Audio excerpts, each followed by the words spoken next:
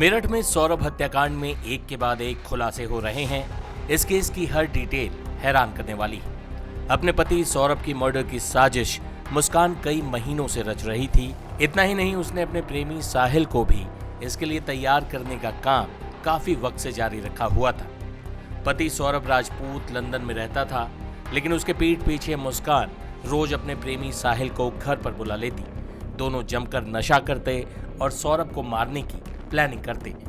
आखिरकार सौरभ राजपूत की बेरहमी से हत्या कर उसकी लाश को ड्रम में डालकर सीमेंट से चुन दिया साहिल और मुस्कान। दोनों इसके बाद हिमाचल चले गए, लेकिन कातिल कितना भी होशियार हो, सबूत छोड़ ही देता है। मुस्कान अपने साथ पति सौरभ का फोन भी ले गई थी। उसने सौरभ के फोन से लगातार मैसेजेस किए ताकि लोगों को लगे कि सौरभ जिंदा है। लौटने के बाद मुस्कान ने नई कहानी गढ़ने की कोशिश भी की कि सौरभ को उसके घर वालों ने ही मार डाला है, लेकिन मुस्कान के माँ बाप को अपनी बेटी की बात पर यकीन नहीं हुआ। वो जानते थे कि कुछ बहुत बड़ी गड़बड़ हो चुकी है, लेकिन मुस्कान का राज खुला कैसे?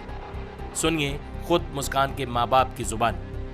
के पिता मौजूद हैं। सर, आपसे समझना चाहेंगे, जानना चाहेंगे, कब आप लोगों को चीज़ें पता चली? मुस्कान यहाँ पर जब आई, क्या हुआ था? एक ब्रीफ में हमें थोड़ा सा बता दीजिए। मेरी बेटी खुद आकर मेरे घर पर बोली है ये सब।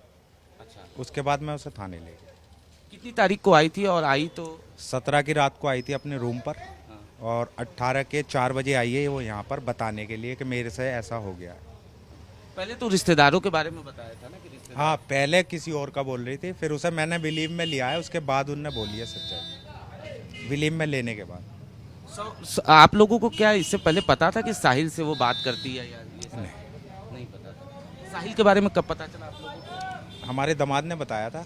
ये सोशल मीडिया पे थे दोनों। क्लास फेलो थे दोनों, 8th क्लास में क्लास फेलो थे 2019 में। अब शुभ ही नहीं बताया है हमें नहीं पता थी ये बात कि 2019 में सोशल मीडिया पे टच में आए दोनों। और सौरभ को पता था इनके फ्रेंडशिप के बारे में, इनकी व्हाट्सएप चैट के बारे में पता था सारा सौरभ को। वो भी फ्रेंड समझ रहे थे। हमें भी जब हमने कहा सौरभ ऑब्जेक्शन नहीं ले रहे, जब ऑब्जेक्शन नहीं ले रहे सौरभ, तो अब हम कौन बोल सकते हैं? हम पेरेंट्स हैं, पहले तो सौरभ को लेना चाहिए। बस इतना जरूर हमने कही थी, सौरभ आप जा रहे हो लंदन तो उसे हमारे पास छोड़ के जाओ। कह रहे नहीं, मुझे उस पर बिलीव है, मैं मम्मी पापा का घर छोड़ आया, केवल वो खुश रहना चाहती है अकेले। वो अकेले ही खुश रहना चाहती, उन्हें वो ब्लाइंड लव करते थे। वो जैसे कहती थी बस वैसे ही बोलते थे। उस दिन भी आई तो सबसे पहले गले से आपके लिपटी।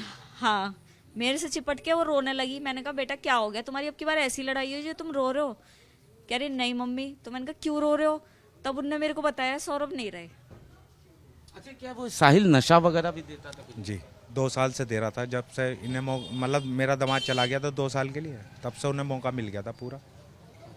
तब से 2 साल से दे रहा है। तो क्या लगता है नशे की वजह से ही ऐसी चीजें? मैंने उससे पूछा नशे में हुआ है? कह रहे हम दोनों ही नशे में थे। दोनों नशे में। कोई नॉर्मल नहीं करते थे। उनने कल ही बताया है हमें कि कोई सिगरेट में अजीब सा पाउडर, इंजेक्शन, हमें नहीं पता इन चीज़ों के बारे में, लेकिन उन्होंने खुद बताया कि मम्मी अब मैं सब कुछ छोड़ सकती हूँ, नशा नहीं छोड़ सकती। उस नशे ने अपने बच्चा छुड़वा दिया 5 साल का। तो और आप क्या सोच सकते हो कि वो क्या करती? जब ये लोग शिमला जा रहे थे तो बच्ची आपके यहाँ छोड़? वो शुरू से हमारे पास ही दामाद ही रही। छोड़ गए थे 1 तारीख को। वो तो इसकी 2 दिन की छुट्टी थी तो वो यहाँ छोड़ गए थे हमारे पास।